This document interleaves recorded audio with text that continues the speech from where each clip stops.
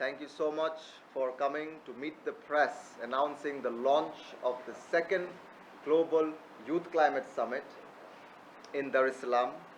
My name is Ijaz Ahmed. I am the founder and CEO of the Global Youth Leadership Center. And prior to this, I founded and ran the Bangladesh Youth Leadership Center for 15 years in Bangladesh.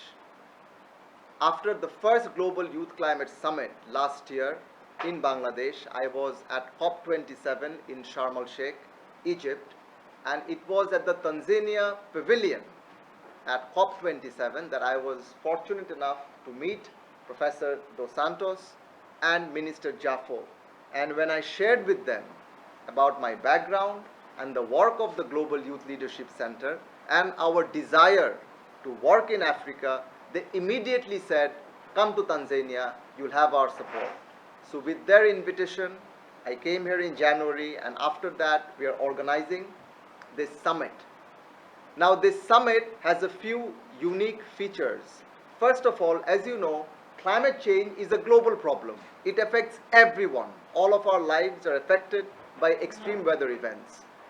But the 58 countries in the Climate Vulnerable Forum, these 58 countries together, despite only contributing to only 5% of global emissions, stand to lose the most from a warming planet.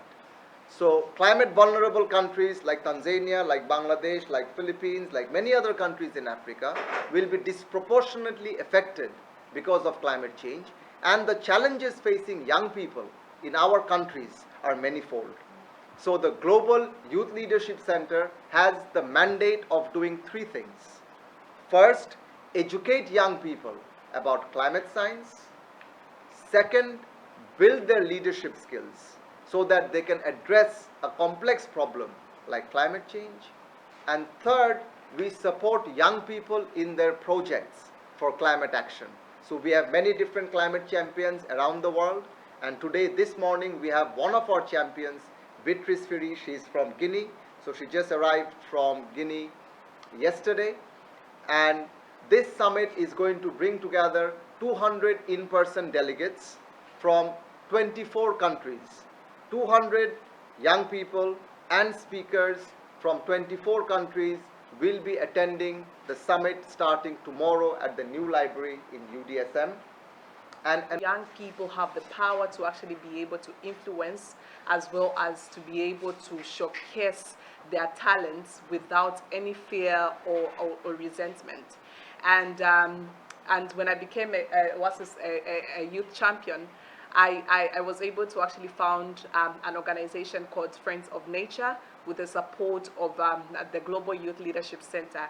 And through that support that we've actually earned, and through that support, the leadership training that we actually underwent as climate champions, I have actually been able to train like over 40 young people in Guinea as climate action influencers.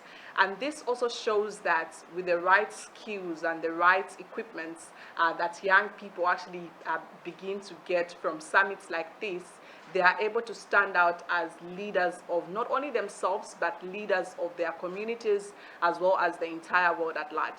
So I am excited about this summit because it's an opportunity for young people to actually get together, share ideas, and also get to see how we can unite as a people and fight climate change.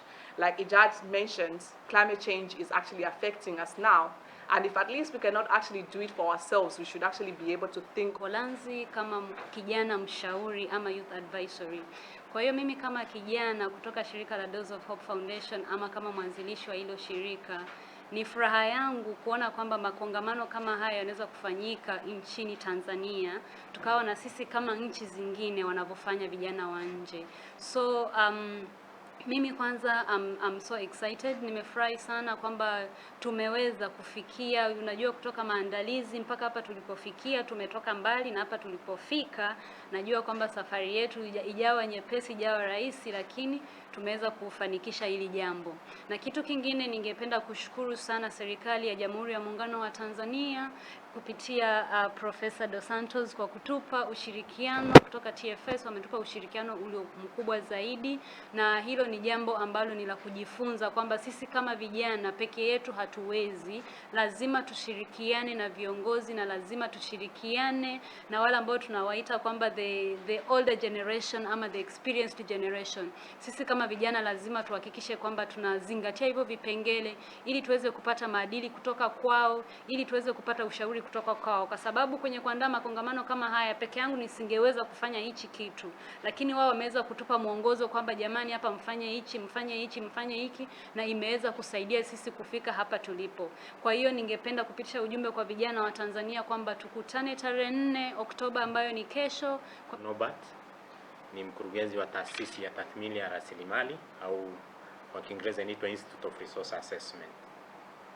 Sisi tunafurahi sana kuwa mwenyeji wa mkutano huu ambao tunatarajia utaanza tarehe 4 mwezi wa 7, kutoka tarehe 4 mpaka 7 mwezi wa 10, na utafanyika hapa Chuo Kikuu cha Dar es Salaam. Kama mwenzangu alivyosema, huu mkutano ni wa kimataifa, ni kongamano la kimataifa ambayo inahusiana na vijana na mabadiliko ya tabia nchi.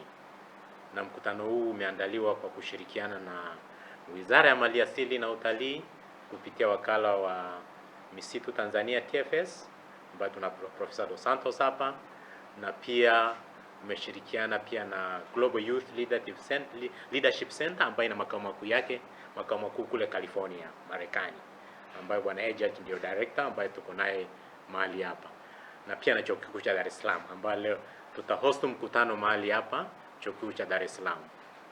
Na labda unaweza kuuliza kwa nini mkutano umekuwa hosted Chuo Kikuu cha Dar es Salaam.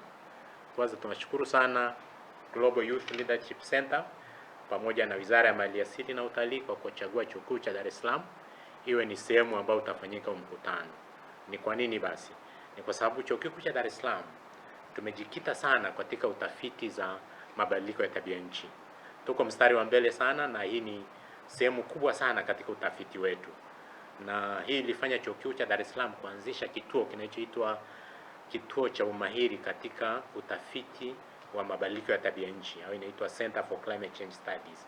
Ni kituo ambacho kilianzishwa mahususi kwa ajili ya kufanya utafiti katika mambo ya mabadiliko ya tabia nchi. Kwa hiyo tuko mstari wa mbele sana na tunadili sana na vijana. Kwa hiyo tulifurahi sana kwamba kongamano hili linadili na youth au vijana, kwa sababu sisi tunadili na vijana. Tunapoongelea mambo ya mabadiliko ya tabia nchi, unaweza kufikiria kwa nini vijana sasa? Kwa sababu tunaangalia future itakavyokuwa. Tunapoongelea future, tuangalie wazee walioko sasa hivi, tunaangalia pia mbele mambo yatakuwaje huko mbele. Kwa hiyo tunafurahi sana kuwa wenyeji wa mkutano huu, na katika mkutano huu najua kutakuwa na mada mbalimbali ambazo zitajadiliwa.